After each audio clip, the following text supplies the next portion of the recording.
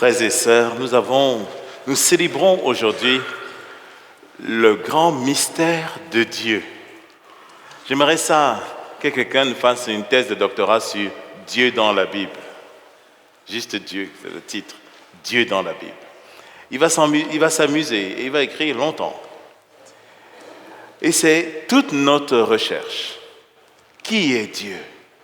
Cette question a taraudé les grands théologiens avec cette fameuse histoire de Saint Augustin qui, réfléchissant sur la Sainte Trinité et sur le mystère de Dieu, il se posait cette question, marchait alors au bord de la plage, les mains dans le dos, en s'amusant avec ses pieds dans le sable, en se posant la question, mais qui est Dieu?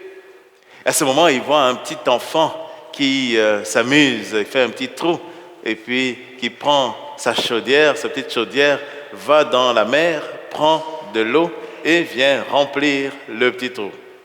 Il dit, Augustin lui dit, mais qu'est-ce que tu fais là? Il dit, j'essaye de prendre toute l'eau de la mer pour la mettre dans le petit trou. Il dit, mais t'es fou? Et puis lui de répondre, eh bien c'est comme toi. Tu essayes de comprendre tout le mystère de Dieu dans ta petite tête.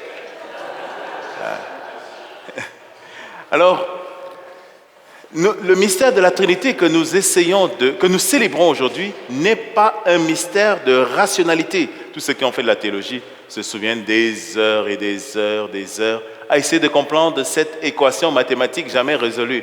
1 plus 1 plus 1 égale 1. Ça ne marche pas. Ça ne marche pas. Nos rationalités humaines butent toujours devant cette logique qui ne marche pas. Alors, il nous faut alors entrer dans une autre logique. Ce n'est pas un mystère à résoudre, c'est un don à recevoir. Ah, c'est très intéressant ça. Un don à recevoir et à vivre. Alors, du coup, c'est vrai d'ailleurs de toutes nos vies. Hein. Vous savez, lorsque nous essayons tellement de comprendre l'autre, on ne comprend jamais. Hein. C'est comme le type c'était une madame qui me disait, « Ah, je ne comprends pas mon mari. » Il dit, ouais, voilà, tu vas attendre longtemps pour le comprendre. Tu vas attendre bien longtemps. Donc, ce type ne sera jamais à comprendre, il sera à recevoir.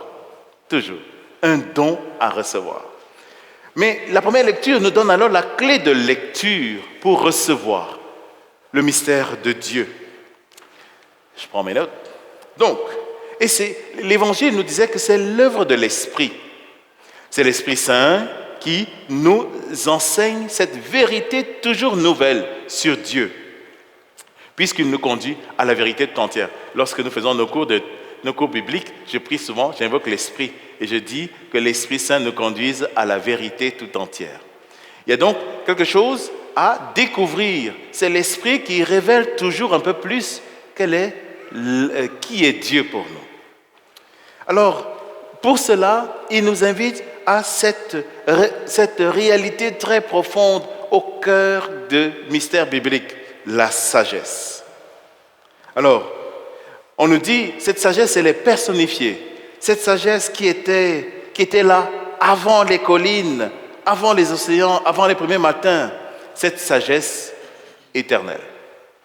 C'est donc un mystère éternel dans lequel nous entrons et que nous recevons. J'aime les particularités de cette sagesse. Elle ne s'impose pas, elle invite. Un Dieu qui ne s'impose pas, mais qui nous invite. Nous avons l'image d'un Dieu qui est une espèce de terroriste qui nous terrifie. Un Dieu qui s'impose. Ce Dieu n'existe pas. Dieu va toujours être une invitation à ton cœur.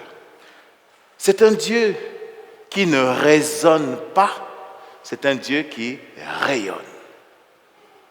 Ah, j'aime beaucoup ça aussi. Vous voyez, nous avons, comme je le disais, la tentation de comprendre, de chercher à comprendre les complexités du mystère de Dieu. Mais regardons juste autour de nous. Ce Dieu rayonne. Et du coup, selon ces deux logiques, un Dieu qui ne raisonne pas mais rayonne, un Dieu qui ne s'impose pas mais invite, alors nous comprenons dans quelle dynamique cette sagesse se donne à nous. Dieu nous invite dans l'espace de son amour. Et alors, on comprend alors un Dieu relationnel, Père, Fils et Esprit, qui nous invite dans la qualité de ces relations, amour et lumière. Vous voyez, c'est donc d'abord un mystère à recevoir. Je comptais cette histoire qui m'avait beaucoup frappé. J'ai vécu à Dakar, au Sénégal. J'enseignais dans une école, et peut-être que j'ai déjà dit ça ici. Et je donnais, ceux qui connaissent Dakar, l'école Jeanne d'Arc. Alors, là-dedans, j'avais des élèves musulmans. Et puis, j'ai dit, mais on avait eu une réflexion sur qui est Dieu. J'ai dit, une des caractéristiques de Dieu qui se révèle aux chrétiens, c'est que Dieu est Père. Donc, nous avons la relation avec un Dieu qui est Père. S'il est Père, ça veut dire que je suis son enfant. Vous voyez, c'est une logique. Ça rentre dans une logique. Donc, c'est pour cela que je prie Dieu en l'appelant mon Père. Il dit, ah, mais non, c'est pas possible ton affaire. Si Dieu est Dieu, il n'a pas de femme. Donc, il ne peut pas avoir d'enfant. Donc, Dieu est vu dans une relation lointaine. Un Dieu qui est loin et nous sommes sur la terre. Selon cette fameuse prière que faisait ce philosophe français, « Notre Père qui es aux cieux, restez-y. » On coupe, avec le rasoir d'Occam, ce qui est sur la pensée pensante. Bon, on coupe le ciel de la terre. Dieu est au ciel. Nous sommes sur la terre. Ce Dieu ne semble pas être intéressé par nos affaires. Et il n'est pas non plus convenable de s'intéresser à ses affaires. Eh bien, ce n'est pas vrai. Nous, notre Dieu, cette sagesse éternelle nous invite.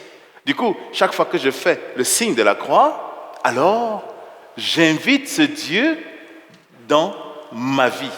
Parce que je ne fais pas juste le signe de la croix, c'est accompagné d'une parole.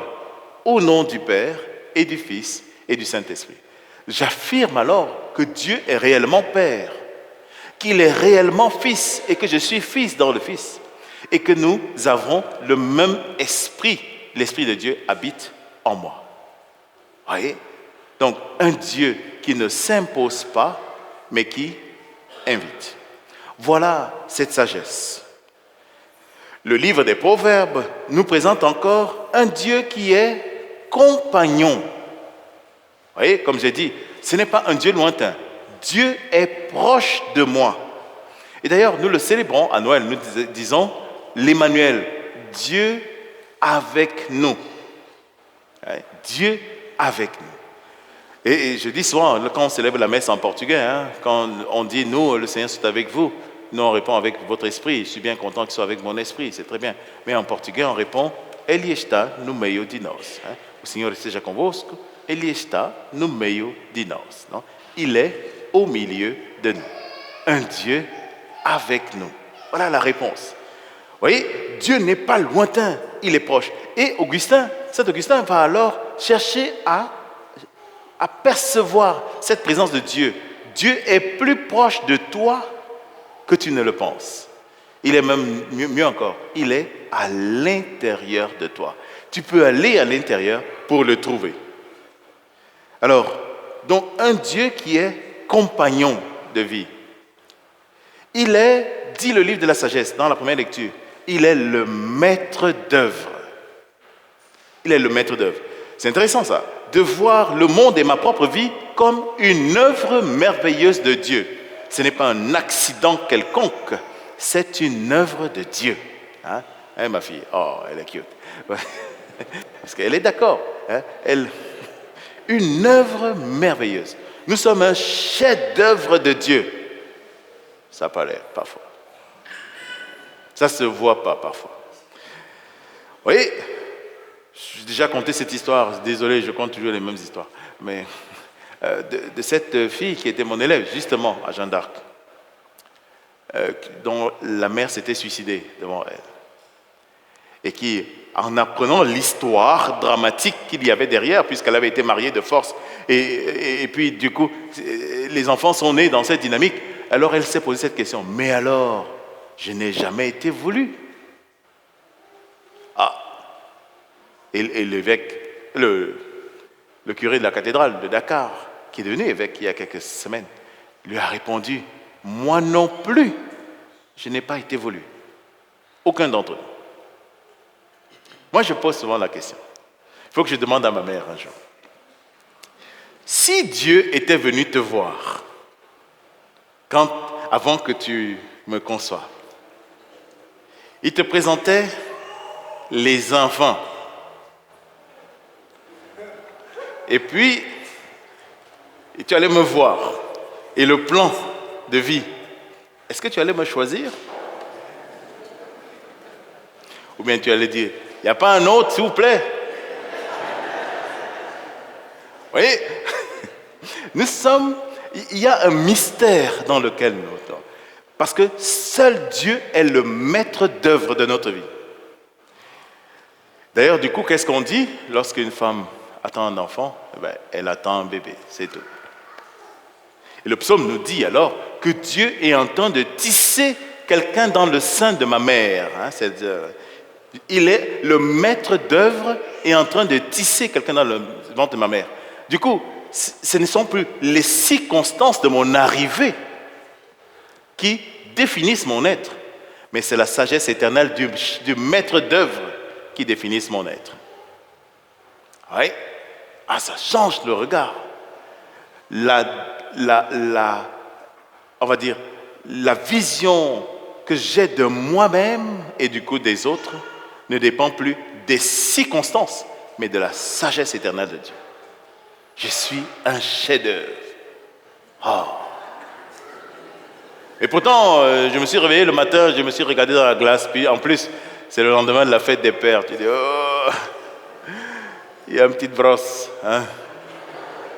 Tu te regardes dans le miroir, tu dis, ah, c'est moi ça. Ouais, souvent, nous ne sommes pas fiers. Nous ne sommes pas fiers. Et pourtant, oui, si Dieu est Dieu et qu'il est cette sagesse éternelle, alors tout en moi porte la trace de cette sagesse éternelle. Il y a donc une fierté qui ne dépend plus d'un regard extérieur. La fierté est à l'intérieur de moi-même. Je n'organise plus des parades de fierté pour essayer d'être quelque chose devant quelqu'un. Je suis juste ce que je suis, fier devant Dieu et de moi-même. Vous voyez? Donc, ce Dieu est maître d'œuvre. Du coup, cette sagesse se dévoile dans la joie. On dit joyeuse, bienveillante, trouvant ses délices parmi les fils des hommes. On peut penser un Dieu qui marche, il est Dieu, donc, mais qui circule au milieu de nous et puis qui est fier de son œuvre. Vous voyez? Il est fier de son œuvre. C'est donc ce Dieu qui se donne à nous. Ouais. Donc, le mystère de Dieu n'est pas à résoudre, il est à recevoir. Un don à recevoir. Un Dieu, une sagesse qui se donne à nous, qui n'est pas un concept abstrait dont nos études depuis des siècles et des siècles n'ont jamais résolu l'affaire. Il est une présence de lumière pour la vie, une source de paix et un discernement incarné, c'est-à-dire une lumière constante qui éclaire notre chemin. Vous voyez? Alors c'est ça aujourd'hui. On peut dire que la célébration du mystère de la Trinité est la célébration même du mystère de Dieu. Saint Thomas d'Aquin va discerner dans ceux qui ont étudié un peu Saint Thomas. Il va montrer comment il va étudier Dieu dans son être, Dieu dans sa vie. Et il va dire, ce n'est toujours pas suffisant pour connaître Dieu. Alors, il va essayer de contempler maintenant Dieu Trinité, Père, Fils et Esprit. Il y a un Dieu de relation. Nous ne pensons pas un Dieu qui est juste loin de nous. Une sagesse, je posais la question tantôt, si on vous dit de décrire pour vous, c'est quoi un sage? C'est quoi un sage? Comment vous décrirez un sage? Bon, caricature du sage. Il faut qu'il soit barbu, faut qu'il ait une longue barbe. Si elle est blanche, c'est encore mieux. Une autre vision, si il n'a pas de cheveux, hein. Et donc il est chauve. S'il a des cheveux, il faut mieux qu'il soit blanc, des cheveux blancs. Il faut qu'il soit assis sur un trône et qu'il soit un peu loin. Et comme disent les adolescents, un homme qui maîtrise. Il maîtrise la situation. C'est ça l'image du sage. Il sait tout. Mais non, ce n'est pas ça la sagesse de Dieu. La sagesse, alors, c'est se placer au niveau même de Dieu. Du coup, je vois tout selon le regard de Dieu, dans l'amour et la lumière. Dans l'amour et la lumière. Alors, c'est l'image que donne souvent de la montagne. Hein. On peut avoir ça comme devise. Quand tu rentres chez vous, tu écris ça sur le frigidaire. Toujours plus haut. Va toujours plus haut, à la hauteur du mystère de Dieu, et tu verras toutes choses selon le regard de Dieu, y compris ta propre vie. Et ça change ton regard. L'image que saint Thomas donne, c'est la montagne. Vous allez à la montagne. Vous êtes déjà allé à la montagne. Vous allez à Mont-Tremblant. Vous montez, et puis il commence à avoir chaud. Il fait chaud. Il y a un caillou. Et là, tu commences à sacrer. Tu tournes pour prendre un autre chemin, un autre caillou. Tu lèves la tête, un arbre. Le chemin est interminable. Puis subitement, tu arrives au sommet. Et tu regardes tout, tu dis, waouh, c'est merveilleux. Le caillou qui t'énervait quand tu montais, il est intéressant. Si tu l'enlèves, ce n'est plus beau. L'arbre qui t'énervait bien gros quand tu montais, si tu l'enlèves, n'est plus beau. Mais replacé dans l'ensemble, tout est beau.